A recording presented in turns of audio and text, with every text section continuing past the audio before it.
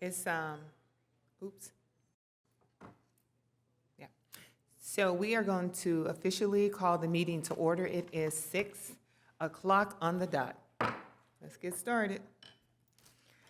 Okay, here, put on my specs. Okay, I'm gonna let Mr. Faulkner, would you like to lead us in the flag salute? Yes, ma'am. I knew you would.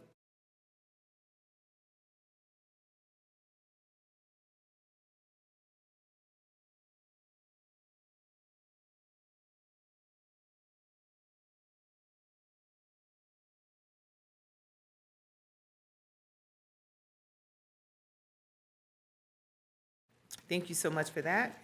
Commissioner Faulkner and Erica? I'll go ahead and take the roll call. Commissioner Evantov is absent. Commissioner Faulkner? You. Commissioner Lecters? Here. Commissioner Pastorian? Here. Vice Chair Steed is absent. And Chair Wilson? Here. Thank you. Okay, great. Thank you. Now I'd like to make a recommendation for the commission to approve the minutes. I'm sorry, Chair Wilson. We do have one public comment. Oh, sorry. Oh, yeah, just got right past that. Hope it's a good one. The one and only, I'm sorry, public comment is from Gary Audie and Dale Borgensen. Okay. Thank you for joining us. Welcome, welcome. I love the shirts. Bye, Temecula Valley. So, as you can see, former Commissioner Borgeson and myself are members of Bike Temecula Valley. Some of you have seen us about the community already and talked to us about what we do. And so we're going around to all the commissions, introducing our advocacy group and making comments about how it applies to that particular commission.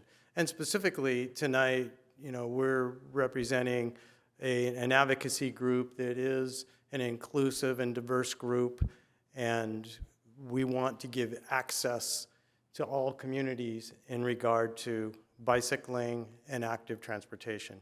So when I say all-inclusive, that means all levels and abilities of cyclists, all levels and abilities of mobility.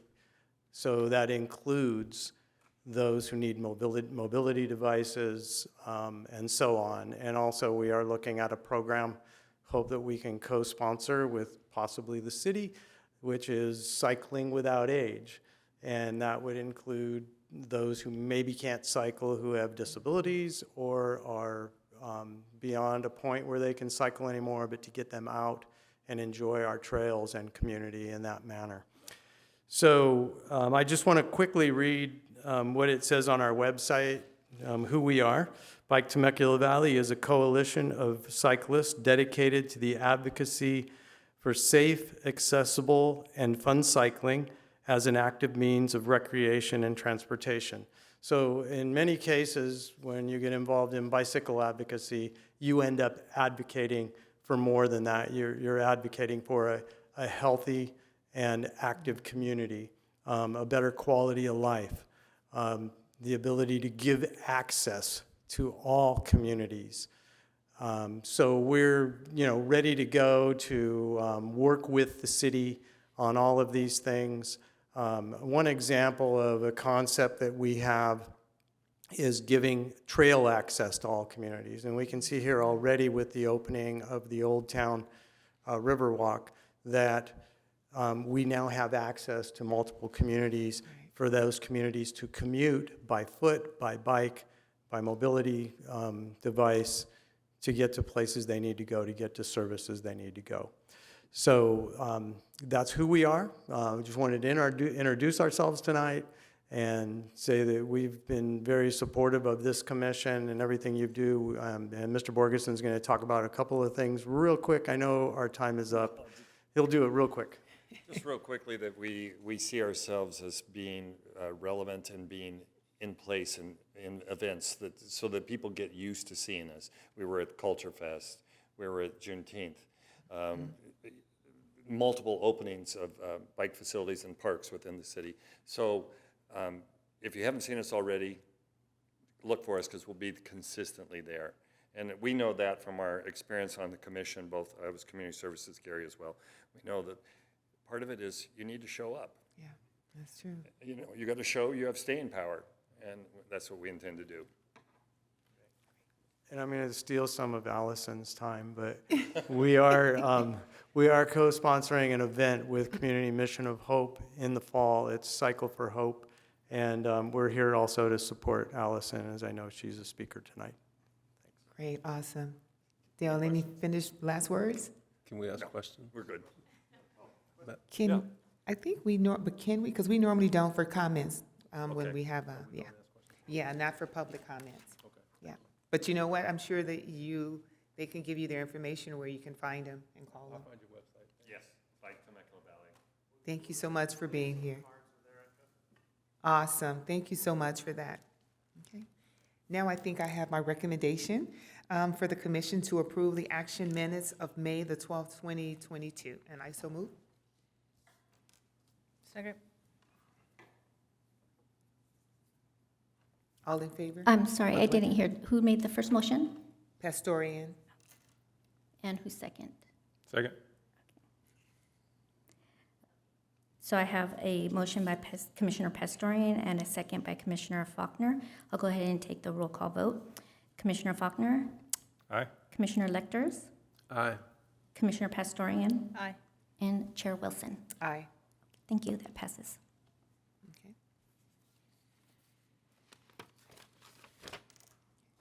Okay. Now down to our business, our first presentation of the evening. Ms. Allison is the Executive Director of the Community Mission of Hope in Rancho Domestitis, and she is here this evening to present us with an awesome presentation. And yes, you will be able to ask questions after this one, yes. Thank you. Thank you so much. Thanks, Denise. Thank you. I am also part of Bike Temecula Valley, so I'm excited that they were here, so thank you guys. As Denise said, my name is Allison Willits. I am the CEO, Executive Director of Community Mission of Hope and Rancho Domestitis. Community Mission of Hope has been around for over 10 years here in the Valley, feeding and housing those in need. Actually started off in the parking lot of a local church, Rancho Community Church, and has grown so much over these last 10 years to include many of the programs that I'll talk about tonight, serving thousands of people here each month. I started as CEO, Executive Director of Community Mission of Hope of January of this year.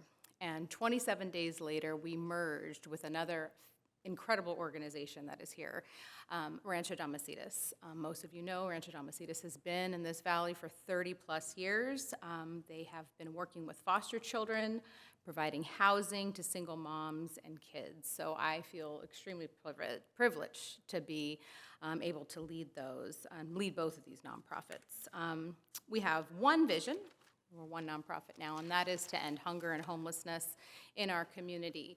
And that is because hunger and homelessness do not discriminate. And the plague of both of these affects everyone in our community, not just the person who is food insecure or the person who is unhoused. And so because it affects everyone, we really need everyone in our community to step up and help us solve these issues. So what do we do? What do we do?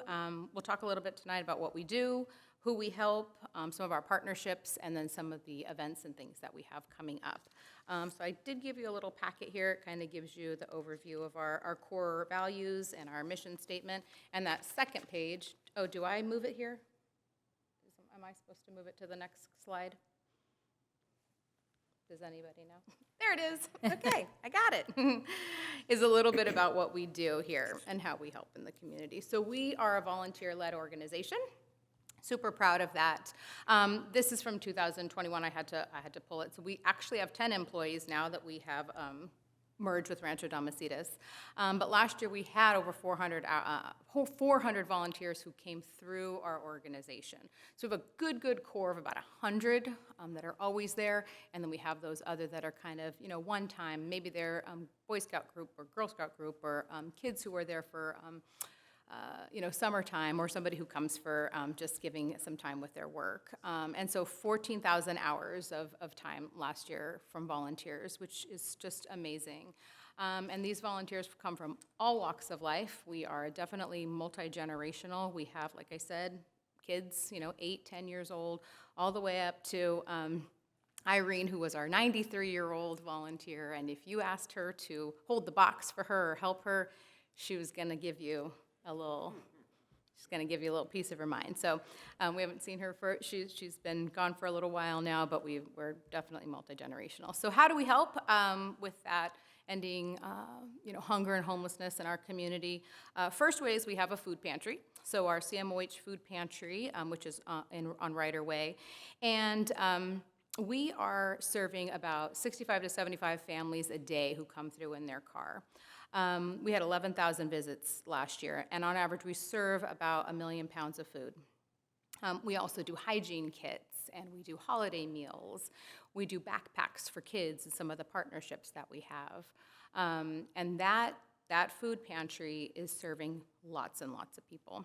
The Housing Resource Center that we have there, we call that our Dan Atwood Center of Hope, and that Housing Resource Center is where we really meet with our neighbors without homes, people who are facing eviction, people who may be, we're seeing a lot of renters whose homes are being sold right now, and they don't know what to do. And so they need some housing navigation. We're helping them find housing. We all know that that is a huge challenge right now. And that resource center, we've done a lot. We had a really record-breaking May and June. For us, anyways, we housed 11 people, and that means that 11 people who were either sleeping in their car or sleeping on their streets are now in permanent housing. So we generally count those people who are not in emergency housing, but that have been housed into a permanent housing situation. And we do that through our partnerships. So not through our particular housing programs, which I'll talk about in a minute, but through partnerships with, county, city, landlords, all those type of things. We work at that housing center in great partnership with the city of Temecula and SWAG. I think you're all familiar with social work outreach group. And then we also have a family reunification program. What that means is that when somebody comes to us who is living on the streets and, Uncle George in Florida has said, hey, I welcome you with open arms, we'll put them on a bus, or was cheaper at one point to put them on a plane and send them home. Obviously, we're doing our due diligence first and making sure that Uncle Bob's there and that there's a house for him and all of those type of things. So we saw a lot of family reunification last year. And it's pretty exciting. So we also do case management. So one of our goals is, that hand up, right? And so we make sure that we meet with all of the clients who come in, whether they're coming in for food or housing. Our goal is to build a relationship with them. Our goal is to build trust so that they will be able to tell us what's going on, and we'll be able to bridge them with resources that they might need. And provide some hope, right? Sometimes it really is just somebody needs to kind of get out what's going on, and we aren't able to solve everybody's problems. None of that's going on. It's not a perfect world, but when people leave with a smile on their face and they feel some hope when they leave through our front doors, we know that we've done our job, even if we had to say, no, we don't have this or that for you today. Please come back tomorrow. We're going to keep trying. So we've had clients that we've worked with for years, 3 years before they've gotten, off the streets and kind of into housing and changed their perspective. And then we've had other clients who have come in and we've been able to help right away, depending upon their situation. Empowerment Village at Rancho Domestitis. So this really speaks to our latest merger with them, and that is a 12-acre property out in wine country. If you haven't been out, or if you haven't been to our other facility, I would invite you to come over for a tour. We'd be happy to do that for you. This program is transitional housing for single moms, and what we want them to do is to believe that life change is possible, right? And this program that we have is different from many others because our focus is on a mindset change. Our focus is on wellness, their personal wellness, the wellness of the children. We also, of course, have goals in finance and parenting and those sort of things. But we offer a 2-year program on that campus, and we really want those moms. We're seeing from the ones that we're working with right now, they are changing their mindset and they're discovering that their dreams can come true with the Lord and with the power of who they are and what He has given them. So lastly, our Hope Family Housing Program. That's an affordable housing program for families. That program consists of homes that are in Murrieta and Wildemar. So those are single-family homes, and that program is paired with programming. The goal there really is to help them reach their goals. We have social workers, which we call client advocates, and they help them with credit repair, job advancement, again, wellness, and then that parent and child relationship. Okay, so those are really the programs we have. There's a couple more pages here that I added in just for some other fun things that we've done. We had one of our clients who was without a home. We did a crowdfunding, so just trying to get out there and think outside the box for him last year. And we're able to, in 6 days, raise $18,000 that way and able to give him a home. And that's a picture of Asa there and him and his dog, Boo. And he's one of our volunteers, so he is with us almost every day that we're open. Somebody else goes and picks him up and he comes in, and we love him and we love his story. I didn't have running water. There was just all kinds of stuff going on with Asa. He was a U.S. military veteran, and he was living in conditions that I saw were worse than some of the homeless encampments that I've seen, and so we just knew we had to help him. So I wanted to leave that on there. A couple of stories of hope here. Get this. Okay. One of our clients we had worked with for about 3 years, and this first picture, and that's one of our client advocates, Kelly Merlot. Cedric was born with a condition which he had seizures, epilepsy. He also was on the streets, and he also got into drugs and things like that. Worked with him for a very long time until he got into housing, and him and his girlfriend Miriam, so that was a great story for us. There's a story of family reunification, which I kind of already talked about. And then this last one in the lower right-hand corner is so fun. We have kind of a vocational training program at CMOH, and so we work with Care Right, I think Care Right Vocational. We work with TMI, Towards Maximum Independence, and People's Care. And so we have special needs adults who come into our facility, and they are hard workers, and we put them to work, and we have tons of fun. And so that's another way that we're really reaching out to lots and different parts of our community, so that's fun. Okay, so who do we help? I just grabbed a couple of statistics, so I'm going to read these off of here. We've helped about 990 Temecula residents this year. That's about 444 households.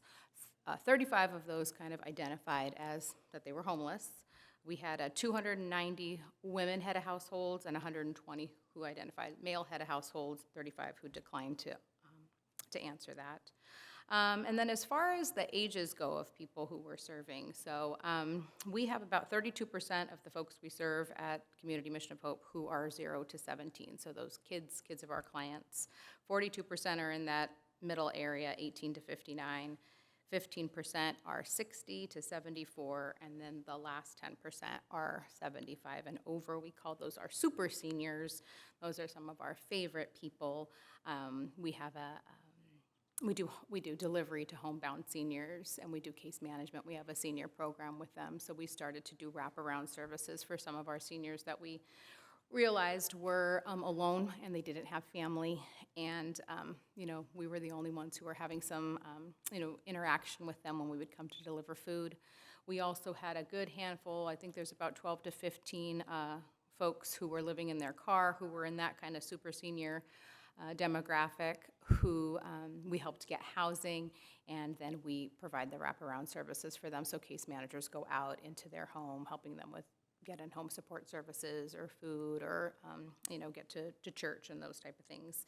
Continue, their Section 8, make sure all of their paperwork's filled out and things like that. Let's see, of those Temeculans, 37% were white, 37% Hispanic, 12% Asian, 6% were Black African American, 3% multi-race, 3 identified as American, Native American, and 4% declined to answer. We serve anyone and everyone who comes in. We do have some, Southwest Riverside County is really our boundaries for our food pantry. We serve Temecula, Murrieta, and Zenawanga. We just opened that up to Winchester, Wildomar, and French Valley. We saw the need. There was folks coming in. Also, some of our housing programs kind of had an arm reach out there, and we also had the capability of doing that, so we had kind of expanded our food services. We're able to do that, and so we want to obviously be able to help as many people as we can. We don't do that alone. We could never do it alone, so we have lots of partnerships. Obviously, the City of Temecula has been incredibly supportive to us. CDBG funds, CSF funds, we have, the discretionary funds from council members, which have been, great to us. City of Murrieta, both Temecula and Murrieta, they're called the core team here now and the hot team there, so they're homeless outreach teams. We work hand in hand with them in a collaborative case management way, so we'll meet with them monthly to see, which clients are we both helping, make sure we're not duplicating services, but then also to make sure that folks aren't slipping through the cracks as well. County, we get SID funds. We work really closely with the Temecula Valley Unified School District. At one point, prior to COVID, the food drives that we did with the Temecula Valley Unified School District were filling up our warehouse. That is really how we were getting the bulk of that food. Churches, for sure. We are part of Interfaith Council, and we have great partnerships with the local churches. Feeding America. So we are a partner with Feeding America. That means that we are also part of the USDA commodities program. And so we get food from them monthly. Our partnerships with Feeding America also allow us to go to the grocery stores here in town, because Feeding America has a contract with them, pick up all of that food. And that's where we get the bulk of our things. Nonprofits, Care Portal, Assistant League, HOPO, which is helpingourpeople.org, which is a pantry coalition. And so we meet with pantries from here to Fallbrook to Banning and Idlewild and kind of everywhere in between.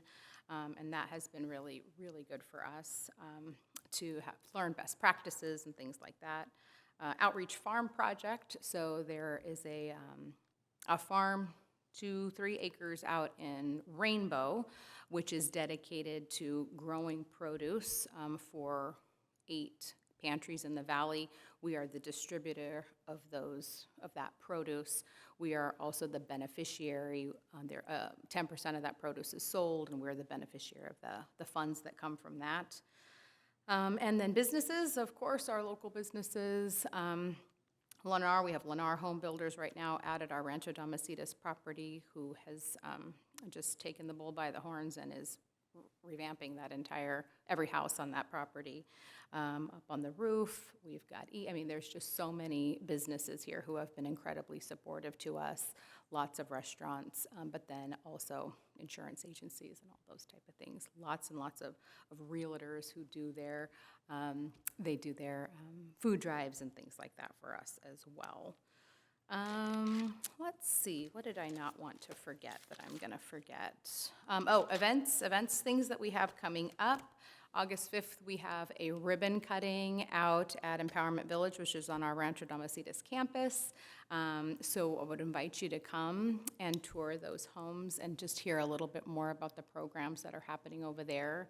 We will be accepting applications to that program, and so we can invite and welcome more moms and their kids there now that those houses are done. So we're extremely excited about that.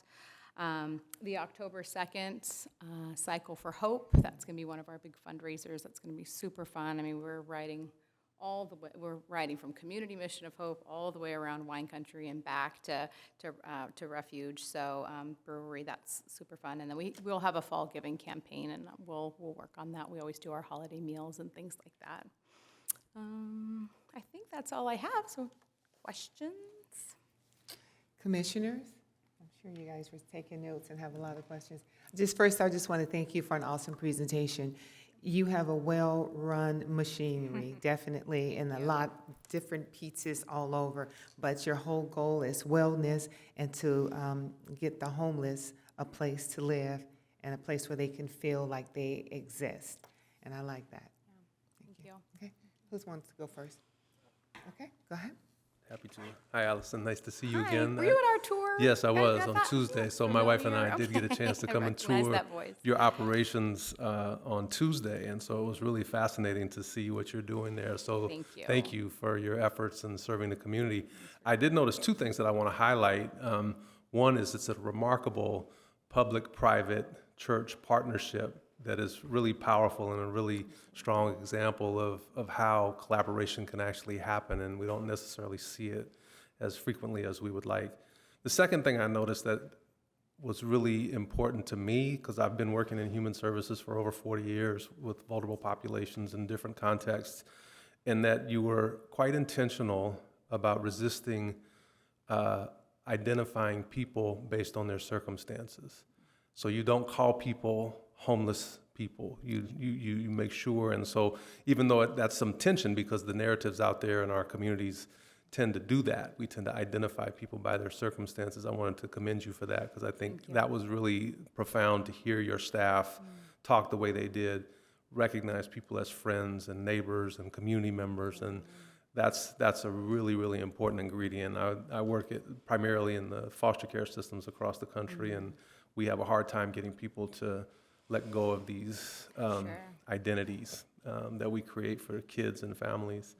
I do have a question for you, and I'm curious about, in your experience, because I work with systems, I've worked in juvenile justice, child welfare systems for many, many years, and actually was part of a big effort in Seattle, Washington years ago. There was a committee to end homelessness in 10 years that failed miserably. And my perspective is that it's because we have a tendency to focus on symptoms.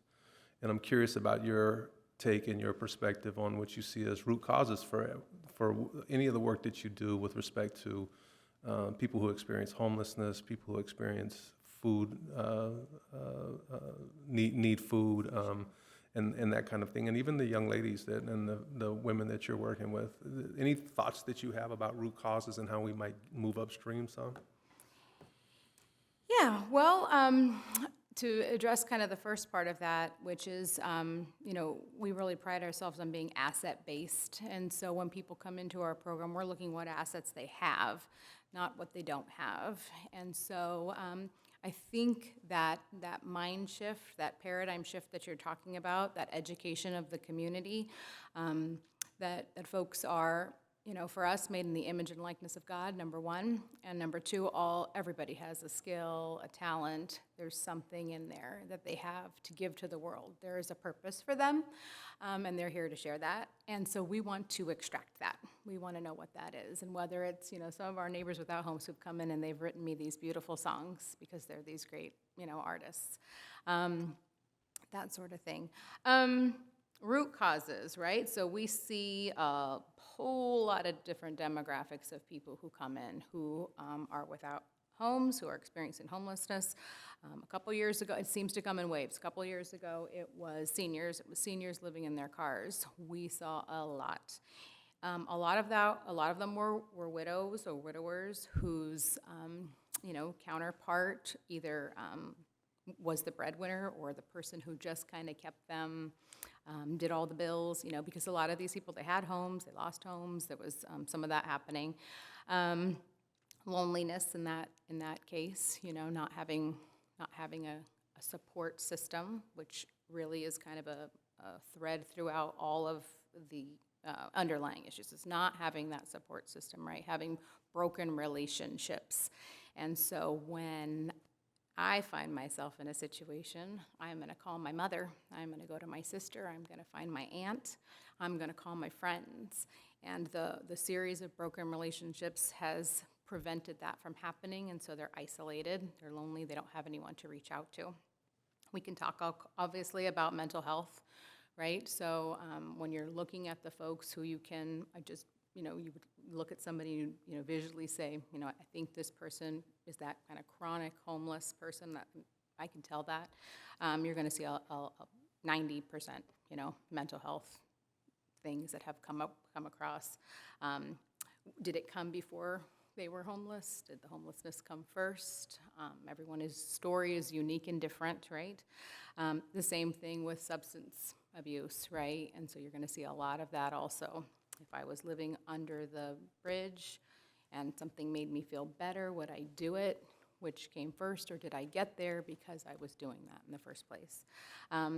Those symptoms, you call them, need to be addressed. I know we have a housing first model here.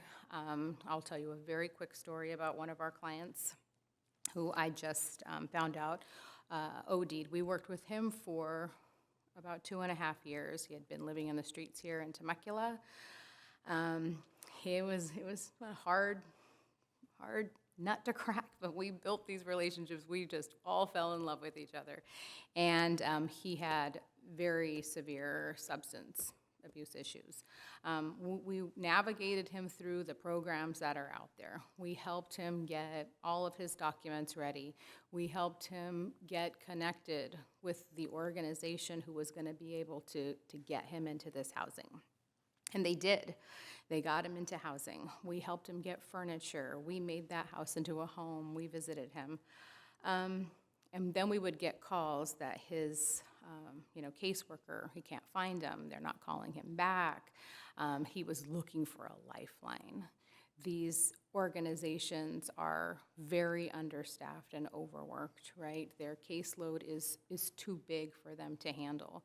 And when you have people you've put in homes with severe mental health or substance abuse, they need help every single day until they get to where they may never.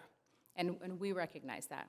We recognize they may never get there. If I visit him every single day, he still may not. But the percentage goes up, right? The likelihood goes up, and having that relationship with someone else. So we realized very quickly that a lot of these organizations, we are putting people into homes, and we are not providing them all of those wraparound services that they need. And there's many, many reasons for that. So this particular friend of ours didn't like where he was out in Riverside, and he was unhappy with the agency that was helping him. So we continued to keep that relationship, and we thought, let's get you a little bit closer. Where are they going to take this voucher? Where are they going to take this permanent supportive housing voucher? Are they going to take it where you want to live in Temecula? I can't find a spot for it. But they're going to take it in Hemet, so we're going to get you closer. We're going to get you close as we can. So we got him out. We got him moved out to Hemet. Again, his agency came with him. We worked very closely with them. We advocated for him as much as we could. We could see that the substance abuse, those things were still there. We talked to the agency, what kind of programs are you doing? What kind of wraparound services do you have for him? We are not equipped to do that in Hemet. We aren't actually equipped to do those sort of wraparound services, and that's why we provide to seniors. That's what we're able to do. We know our limitations. You have a wonderful organization, SWAG, here in Temecula, who is equipped for that, right? They have mental health people on their staff. They have addiction counselors on their staff, those type of things. So what we can do really good is we can build a relationship. We can build a friendship. We can build trust with somebody so that we can bring these other organizations in and try and help. Long story short, Mark did not make it. And so he's just one of the many people who get into housing whose underlying issues are not addressed, who don't make it, unfortunately.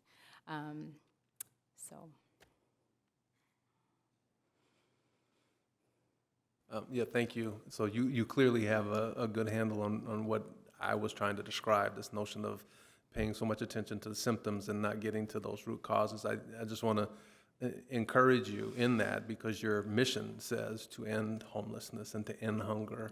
And so you have to pay attention to the symptoms. You have to pay attention to what presents in front of you. And then I think the next conversation is figuring out how this collaborative can move upstream and get into that prevention frame. So, And I commend you all for having SWAG here because they recognize that. They recognize they are going after, what questions do we ask them? Allison, you got to ask them how long you've been homeless. You got to ask them where they sleep. You got to ask them what they are on and if they're willing to get off. They go straight to the heart. It is not warm and fuzzy sometimes, but it is, they're speaking truth into people who don't have other people who are speaking truth into them at that moment, so. That's good. That's true. Okay. Commissioner Faulkner? Good seeing you again, Allison. Hi, good seeing you. So I Thanks for as coming well out. did the tour. I had a great time out there, getting an understanding of what you do, and didn't know Rancho Domestitis was out there. When I got out there, it was amazing. It was eye-opening on the things you guys do and how you support our ladies with single ladies with children coming out of domestic violence, and the Empowerment Center and the things you do there to really instill in them some of the resources and leadership to make themselves resilient as they come out of there. So I commend you on that. Additionally, the wall that you had the pictures on, I mean, if anything stands for what we do, is the City of Hope in the Domestitis, because everything, very diverse group of young ladies on that wall with the children. I was just very pleased at what you guys do and how you do it out there and how you connect them as well. So it aligns everything with REDI, with our race, equity, diversity, and inclusion, and what we're trying to do. And it's great when you yell out the demographics, we can see how that is playing out and how people across the spectrum are reaching out for the resources that you have.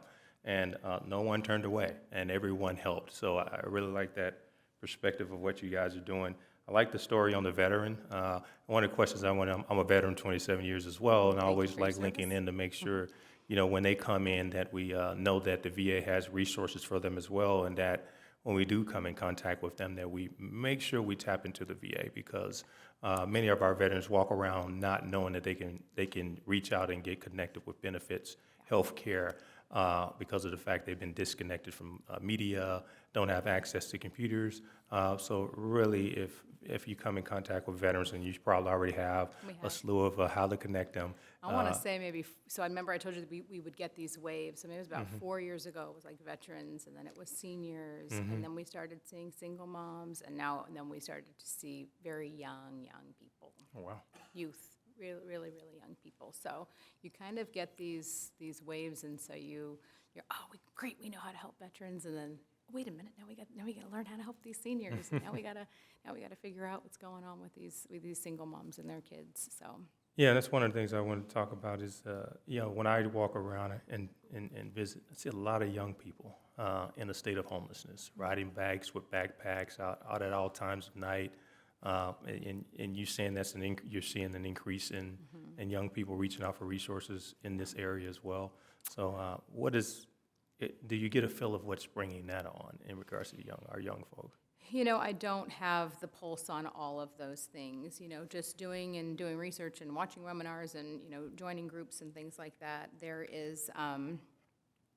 are the aged out foster youth who are being, aged out of that program and given a small stipend to live in a very expensive communities here in California. It's all across California. We have kids who are leaving home, the LGBTQ community who are, not being welcome at home, who are also, we see more of them. And I don't tend to speak to that here in Temecula. I don't have demographics, I don't have numbers for that. Okay. And those are just some of the things that they're seeing kind of in the larger community in California. When you look at pre-COVID and while we're going through it and we're still in it, did you see an uptick in people reaching out for the resources going into this prior to COVID?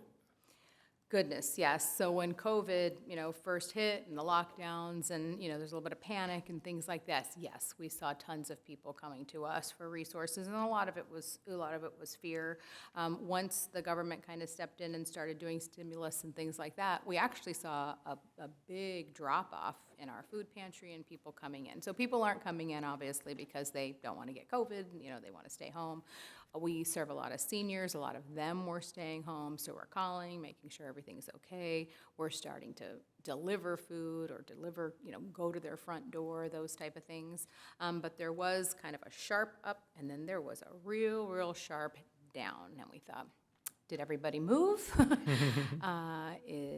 What's going on here? So people were using their stimulus money for food and for rent and for things that they needed to use it for. I do believe that was happening. So we've kind of leveled off a little bit. So we're trying to do some research right now and calling our clients we haven't seen for a while and kind of see what's going on. Where are they? Our hope, is that they don't need to use our services anymore, and so they've moved on, and so we're doing a real big push to try and get those numbers. Thank you for that. And, I like the story, one of the things you brought up was the widow situation, and, we have a lot of, older people who are sleeping in their cars, and most of them are women and widows, and it's near and dear to my heart, because I got two ladies on our street who are widows, and I'm looking out for them, and the impact of having someone there as a Huge. peer or mentor or coach walking on side of you makes a difference, particularly when you don't have family here. Yeah. So it goes to what you were saying, the impact, just a little bit going over and lifting furniture or just, having a conversation goes a long way in regards to our elderly and the things that they deal with as well. So I just applaud what you're doing. Thank you. Really like the tour. I had a great time getting education on what you're doing. And the Empowerment Center, I really love how you guys are working with the women to get them back to understanding they can take control of their lives. They just need the education that they didn't get, before they were young and getting, in a relationship, a bad relationship, and really having to figure that out. But you guys are instilling those resources, financial resources, leadership resources in them to let them know they can take back control and get back and be independent on themselves. So I applaud you for that. Thank you for being here as well. Thank you so much. Thank you for that. Pastoria? Thank you. Hi. Hi. Thanks for being here Yeah, today. nice to This meet has you. been a great presentation. So working in a school, I definitely see exactly what you're talking about. Certainly today, right now, in terms of our young people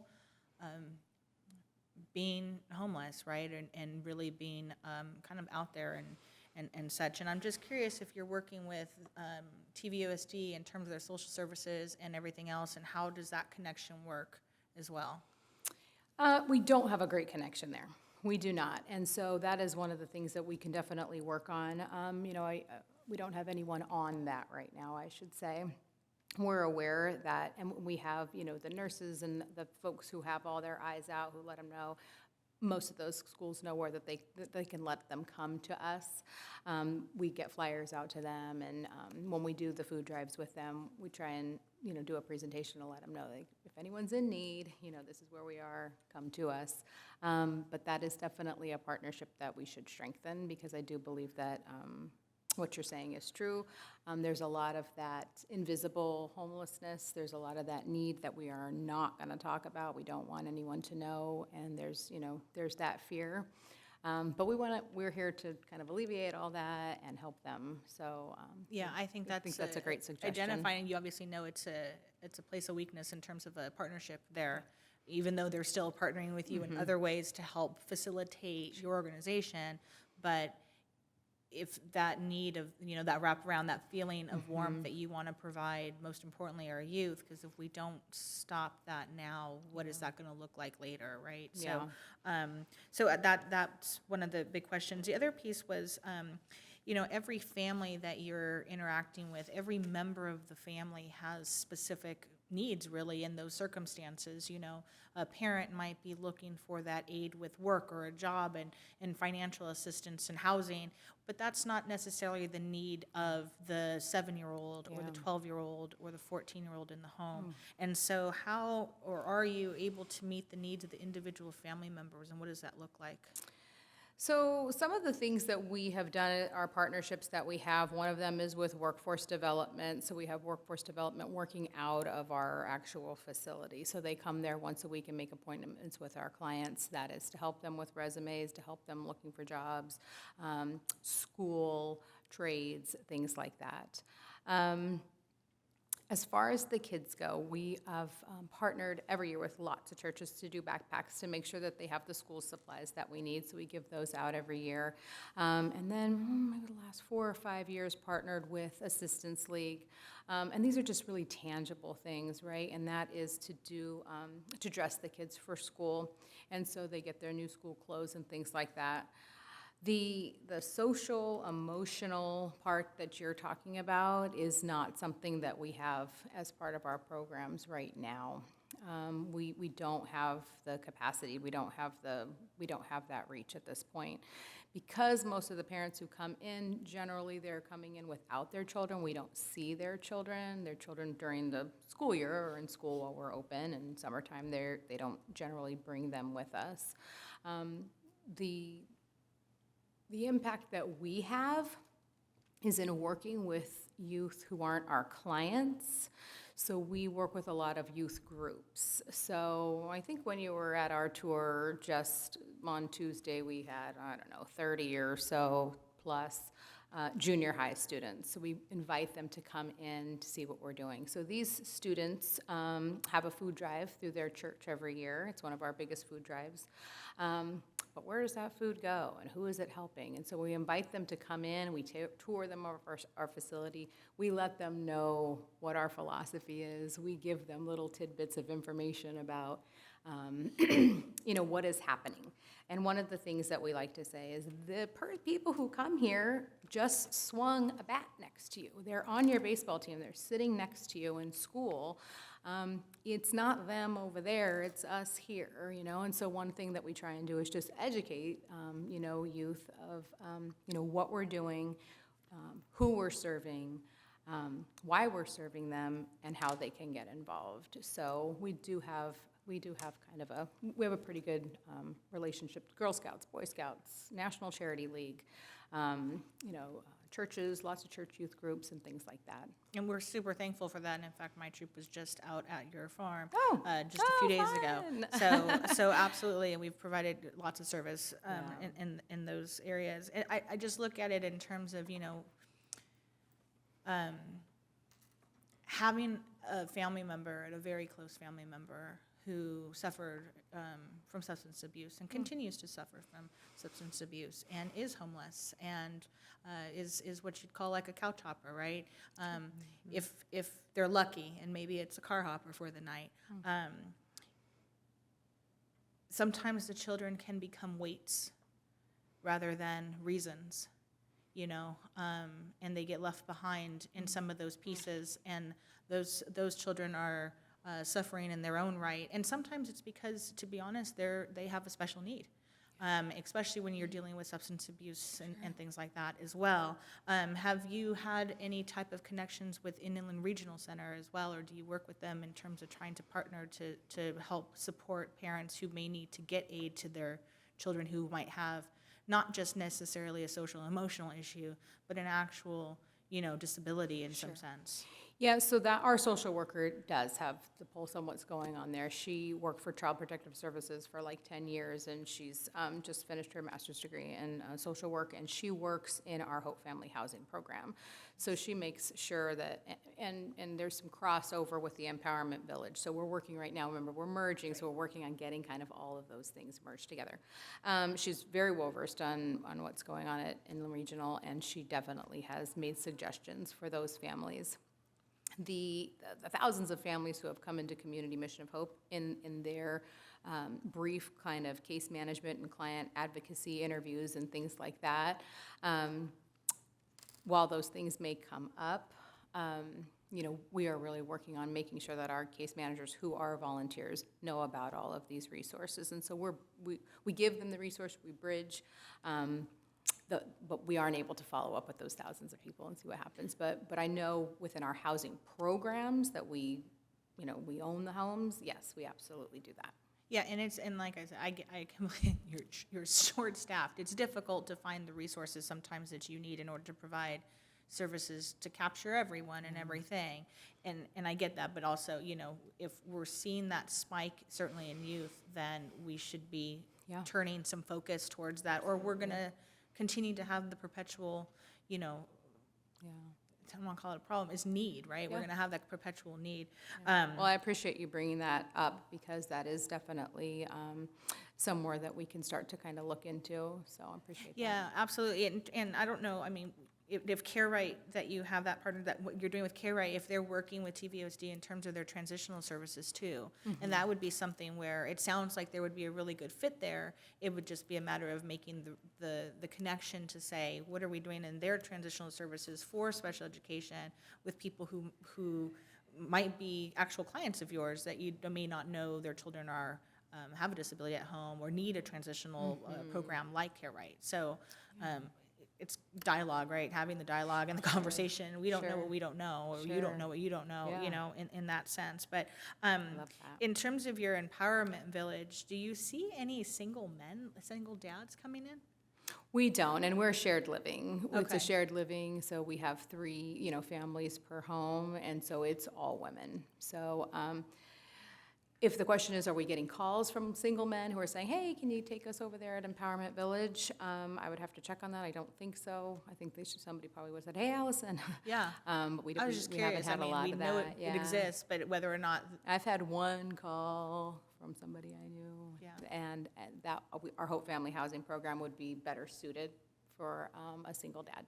yeah. Well, Allison, I have to tell you, I not only commend the work that you're doing, but to be quite honest, what you're doing is sharing and, more importantly, creating something that we don't necessarily see all the time, and that is a human connection. And you're giving a human connection. That takes a very special person to do that, and very special people to surround some people to continue to do that. And I see that light in you and what it is that you're doing. It's more than just a job, clearly. It's, your heart is well in it, as is your soul, clearly. Yeah. So I commend you so much for providing that human connection to people who need it. So Well, I thank you. appreciate that, and we have hundreds of volunteers, and I have the best staff ever. We have great board members, so like I said, we don't do it alone, but I am very passionate about it, and I'm just really excited for the future of all of our programs and the partnership that we have with the city of Temecula as well. So thank you. Well, we're glad that we have someone like that, Thank you. you leading the trail. So thank you so much for being here, Allison. Thank you. Thank you. Thank you. Okay, I think next on our agenda, we have a presentation from Randy Joel regarding the November 8th, 2022 general municipal election. Is she going Hi. Hi. So good evening, Madam Chair and members of the commission. I am sorry I can't be there in person with you all today. I'm actually at a League of California Cities board meeting today and tomorrow. So I am joining you virtually. Thanks to Jonathan, who is behind the scenes there. Thank you, Jonathan, for allowing this one-time exception on this. So I really appreciate it. So this evening, we wanted to go ahead and touch base with the commission in regards to the upcoming general municipal election. While our other boards and commissions have gone through the local general election process before as an appointed body of the city council, the REDI Commission has not. As you'll recall, the REDI Commission didn't start its work until January 1st, 2021. So this November 2022 election will actually be your first general municipal election. So as you all know, the city of Temecula is a general law city with a 5-member legislative body. Each of the 5 city council members are directly elected by the registered voters of their respective district. The positions of mayor and mayor pro tem are ceremonial in nature, and they are not directly elected. The city council selects the mayor and mayor pro tem amongst themselves, and the positions typically serve a calendar year. The next general municipal election, as mentioned, for the city of Temecula will be held on November 8th, 2022 for 3 council seats, Districts 1, District 3, and District 5. District 2 and 4 will be voted upon in 2024. Now, this is very timely because the nomination period for the November 8th, 2022 general municipal election is right around the corner, next Monday. So nomination papers may only be issued and may only be filed during the nomination period itself. So the nomination period is July 18th, 2022 through August 12th, 2022. So as mentioned, folks can be issued nomination papers and must file these nomination papers within that July 18th to August 12th deadline. Now, if an incumbent does not run, as we expect in District 1, which is currently held by Mayor Ron, he is the incumbent and he will not be running for that particular district. The nomination period for that district alone will be extended to August 17th. Candidates must be registered voters of their respective districts. Candidates may only be nominated by registered voters of their respective districts. In order to be issued a nomination packet, the prospective candidate can go ahead and contact the city clerk's office and set up an appointment. They can then go ahead and come in. We go ahead and issue a nomination packet to them. They go ahead and go out and collect no less than 20, no more than 30 signatures from registered voters of their district.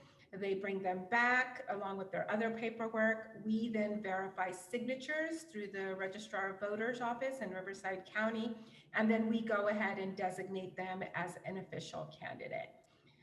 Now, in order to register to vote or check your voter status or anything else about learning how to vote or which district you're in, you can always go ahead and visit our temeculaca.gov/election webpage. All information on there, including icons to allow you to go to the Secretary of State's page to register to vote. Those are all accessible there. We do have campaign contribution limits as of a year or so ago under Assembly Bill 591, I believe it was. Those campaign contribution limits are $4,900, which match the state limit as well. So that is $4,900 from any single source in any single election. So that, we wanted to give you kind of that background. So as representatives of the city, if folks are asking you about elections, you have some sort of a baseline of information. And again, all of this information is on our webpage. If you know of anybody that is wanting to run for council, please have them reach out to me. We will be more than happy to assist. And again, the time period is very limited, that 3-week period. So we want to make sure anybody out there that is interested, we get the word out to them through our commissioners. We go ahead and put it on our social media, we put it on our webpage. By law, we have to publish some notices in both English and in Spanish under the Federal Voting Rights Act, as well as the California Voting Rights Act. And then we'll be doing a little bit of outreach as well.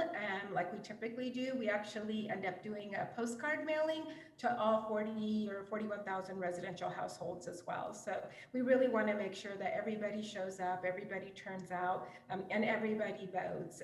Irrespective of how you vote, we want you to vote. We know the June primary had lower voter turnout. That's typically expected during the primaries. Plus there was a little bit of election fatigue given that we had just had a special election in September as well. But this November, we really want everybody to turn out. So whatever you can do to help us spread the word, that would be fantastic. And that completes my presentation. I'm happy to answer any questions about our upcoming general municipal election. Any questions for Randy? Well, you just gave us a thorough presentation, and you look good close up, too. Oh, thank you. Okay. All right. Now on to our commission reports. Who would like to start us off? Okay, go ahead. So I don't have a whole lot. I think I've I've actually gone into a summer groove. Other than really watching and observing sort of where we are as a community, and certainly as I think it's really evident currently because it's summer, right? So we see everybody out doing the things that they really love to do, and there's a very diverse just a diverse climate out there that we have, and it's really something to be celebrated. I absolutely love that we are offering something for everybody all the time. And it's so evident everywhere we go. So I just want to commend the city for continuing to put out good work and put out good events and quality stuff that provides something for everyone and continually recognizes the diversity that we have here. Thank you. Commissioner Faulkner. Our last meeting was April, right? I think it was May. We had one in May? We were off in June, yes. Y'all better be glad. So give us your So, length of events. so had opportunity, I normally try to go over with the Temecula Museum and look at some of the cultural things they have on every month. So they had one for Guam, and then they have one for Morocco, which was some good information to learn about those different cultures. But the Morocco, they didn't have a someone from Morocco there, but this citizen walked up, and he was just arrived in Temecula from Morocco. So he gave me some straight off the street real education on Moroccan history and food and culture. So it was good that I ran into him because some things there I was trying to figure out, and he explained it. So so those are good events to go out experience those cultural events with the Temecula Museum host on like once a month. So I think they just did France, if I'm not mistaken. So good events. Attended a coffee with the mayor and just listening to him talk about the safety within the city, had a discussion on that, and opened it up to a couple citizens for questions in regards to how we can continue to just move our city forward as far as being a safe city for our citizens. So that was pretty good as well. I don't know if any of you guys attended the Memorial Day concert that they had here. It was awesome. So great concert. So a lot in attendance. That was amazing. And also the Duck Pond, they had a Memorial Day event. Juneteenth was awesome. Temecula Community Service Department did an amazing job putting that on. So and I had a great time being there, celebrating it. While we were there, Mayor Pro Tem Zach Swank presented the proclamation for Juneteenth. They thought it would be best presented in front of the citizens, and I agree. And a lot of people were there to witness it. So just want to give that to you, Madam Chair, because thank you. I think you should have that in the chair of the REDI Commission. And I know a lot of people have travels going on, but we represented well, the city represented well, and it was a well-attended event. I skipped from that one and went over to Lake Elsinore, and then went to Menifee as well. So I wanted to evaluate how they were stacking up against us, and they couldn't stack up against us. So some great events around Juneteenth, a great celebration, great education, great fun to celebrate Juneteenth, and we're going to continue that as we go forward. I did a tour of Riverside Sheriff Department off of Winchester. That was a great time to go over there and just check out and see what they do internally, how they behind the scenes with the things they do. So I did a ride along and wanted to go over and just spend some time over there and see how things are behind the scenes. And they run a well-oiled machine over there and really respectful of the citizens they come in contact with and doing a great job behind the scenes. So, I mean, if you have a chance to do a tour of the facility, I would highly recommend it. Learned a lot while I was over there. And then the fourth parade we were at. So we did the ride along for the parade and then went over to the park afterwards. Used my parking pass. I appreciate it. Got to be first front row seating. I like it. And then, had a chance to sing the national anthem. I guess somebody was supposed to be there, and Timmy D asked me at the last minute, said, "You put me on the spot right here, man. Let me look at the words and make sure I got them down." But it went off without a hitch, and they had great events and great entertainment. People were enjoying themselves to be back to doing, celebrating the 4th in the park again. So awesome events, but continue to press and do what we do. So thank you for the opportunity to give my presentation, Madam Chair, and I'll give it back over. Thank you, Commissioner Faulkner. Commissioner Lyman? Thank you. So I missed our last meeting because I think I tested positive, so I wasn't able to be here in May. Right. I did participate in the Amazing Race. as on one of the city teams. And I saw Commissioner Faulkner there volunteering, so he was a smart one, volunteering and helping people get registered and all that stuff. I joined the team with Councilmember Alexander, Commissioners Maddox and Commissioner Sizemore. And yeah, I don't think we were last, but we were close. Yeah, I know, we were pretty close. I can say that Lake Elsinore did not win this year, so. Oh, well, that's Anyway, it was a lot of fun. We had a good time with that. I already mentioned that my CMOH tour the other day. Most of the activity that I've been involved in over the last couple of months has been on a national level and doing some speaking around different venues around on issues related to racial equity in Washington, Nevada, and Washington, D.C., doing some work in Illinois and South Carolina. So that's kind of external to Temecula. We have done some work at our church, at Rancho Community Church, really elevating racial reconciliation as a core value for the church, and producing a lament service and really trying to integrate lament as a spiritual practice, lamenting the loss of life, lamenting the loss from the pandemic, and so forth. So it's again, it's the part of the faith community, but again, I believe that many of the solutions have to come out of the faith community and out of the church, and so moving that work forward has been really powerful. I have mentioned already to our chair and that I'm on sabbatical from work for 3 months, so I intend over the next 3 months to up my commissioner game. I'm going to be trying to copy you, Commissioner Faulkner, and do some of the things that you've mentioned and really try to up my game in that space. So I'm looking forward to the next few months. Thanks, Madam Chair. great. Thank you all for your reports. And actually, this is a good time because a lot of people are, things are slow right now. So this is the time to get out and get involved and see what's going on in our community. I, too, was at the 4th of July parade. We had a great time. It was really good to see a lot of the Temeculans out having a good time. And then that continued on to Ronald Reagan Sports Park. And I know we still have the little bout with COVID, but I think we're getting back to a little bit of normalcy, which is really, really good.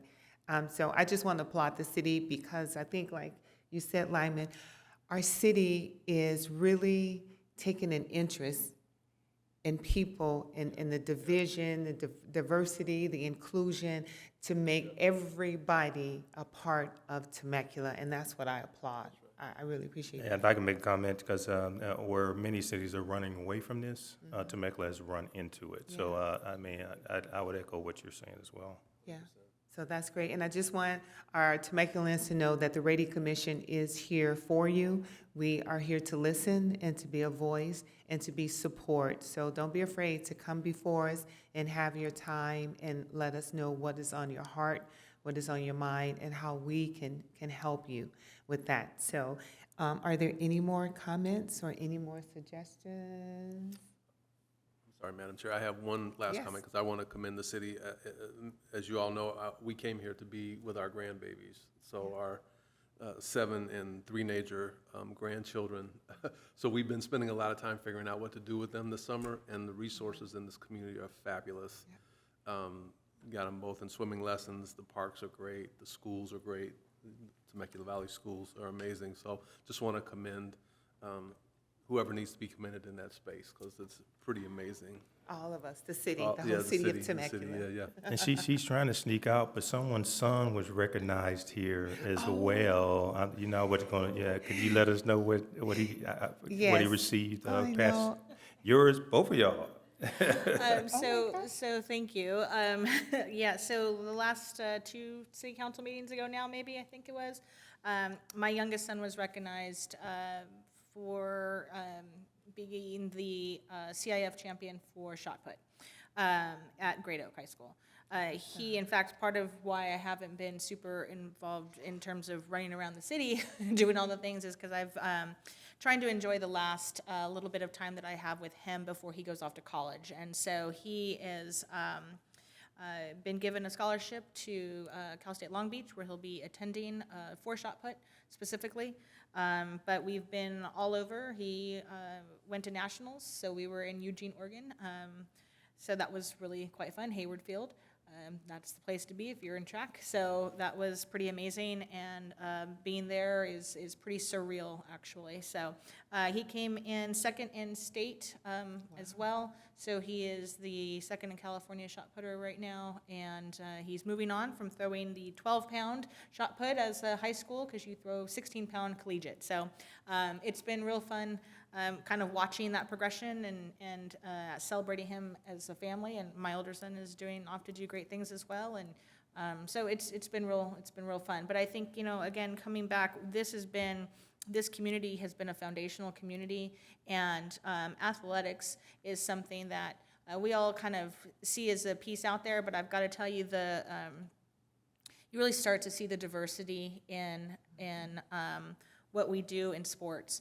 And what was more critical for me, and certainly in that recognition here at the city, was something really interesting sort of happened with some of those things. And what that was as my son was coming through and going through the state championships and through the CIF championships and on, he was actually getting messages, DMs from other youth around the nation who are seeing him as an inspiration. And he's just, he's my child, he's wonderful, but I'm biased, right? He's just one of many, many athletes, one of many young athletes. And we forget sometimes how important it is that our young people have role models amongst themselves. And that is something that is so critical. We need to nurture our youth, and we have such a wonderful community to do that in here. It is because of the diversity and the equity and the inclusion that Temecula offers that he has been successful and is able to have these open conversations with other people across the nation about his success and what it takes to be that kind of an athlete, because you can get very sucked into a very narrow-minded, you can be labeled, right, as an athlete. You're just one way. This is how you think, and it's really not. You have to really expand what it is that you're thinking about, and a lot comes from your foundations and your experience. And Temecula has provided a phenomenal place for my children to grow up, and I'm seeing that now as they are becoming young adults and kind of going off and into the world, which is incredibly diverse, right? But they're able to sail and navigate those seas pretty well. So I as a parent, Temecula is absolutely a wonderful place. And as a grandparent, same thing. So, yeah. But thank you, Commissioner Faulkner, for calling me out. Yeah, exactly, for calling me out too. Yes, my son was featured in the Temecula Valley, City of Temecula article, and it was called "We Rise Up for Inclusion," and it was by the Parks and Recreation, and it was probably like a 2-3 page article. It went all the way back to when he started volunteering here, when he was still at Great Oak High School as a volunteer for the city of Temecula. And now he's working at the Mary Phillips Senior Center, and they thought to recognize him. So I'm an honored mom to see my son. And he came home, he was like, "Mom, I took a picture. I think I'm gonna be in a paper, but I'm not sure." And then that evening, my phone starts blowing up with the article and everything. And I'm like, "Oh my God, Jordan, look at all this they're talking about you." So we're like going through the house like, Jordan. And he's so humble. He's like, "Yeah, Mom, they said they were gonna do something." So bless his heart, for being humble. Just want to put y'all both on the spot, because I know y'all have some superstars in your homes now. Well, we appreciate that, Commissioner Faulkner. Okay, so our next meeting will be on August the 11th at 6 p.m. right here in this room, and we invite you to Chair come. Wilson, I believe, We got another, Executive Director report. I did see that on there. Is Randy coming back? I am, but only to make a very quick public announcement. The city of Temecula is giving away $2.2 million. I'll repeat it, $2.2 million in city funding to support eligible nonprofit charitable programs that benefit our community and residents. So we're reinvesting some COVID relief funding back into the community. As you might be aware, the city used to, our original community service funding has historically awarded up to $5,000 per nonprofit organization for a total of $100,000 budgeted annually. However, for this fiscal year that we're in, July 1st, 2022, and then next fiscal year, July 1st, 2023, in each of those fiscal years, we'll be giving out $1.1 million each year for a total of $2.2 million over 2 years. The program is actually going to be, it's being administered by the city manager's office, and eligible nonprofit organizations are invited to apply. So it was great that we had a presentation from CMOH and from Bike Temecula Valley. The funding is designed to go ahead and help with services and programs that help our residents. The grant funds are not anticipated to be used for like large capital projects such as building improvements, but primarily to pay for expenses associated with charitable goods and services that specifically benefit the community. The deadline to submit applications is Monday, September 12th. We're hoping any and all nonprofits serving our community are going to apply for this funding. And we would love for the commissioners to reach out through your individual networks and encourage nonprofits to apply, especially those that serve underserved and underrepresented segments of our community. And more information is available. The application itself is available right now on temeculaca.gov/grants. So please, please, please encourage folks to apply. That's all I have, Madam Chair. Thank you for giving me that PSE moment. Thank you so much, and that's such an important announcement, too. We definitely need that. Okay, did I forget anything else? Nothing? Okay, well, we'll see you back here next month. God bless.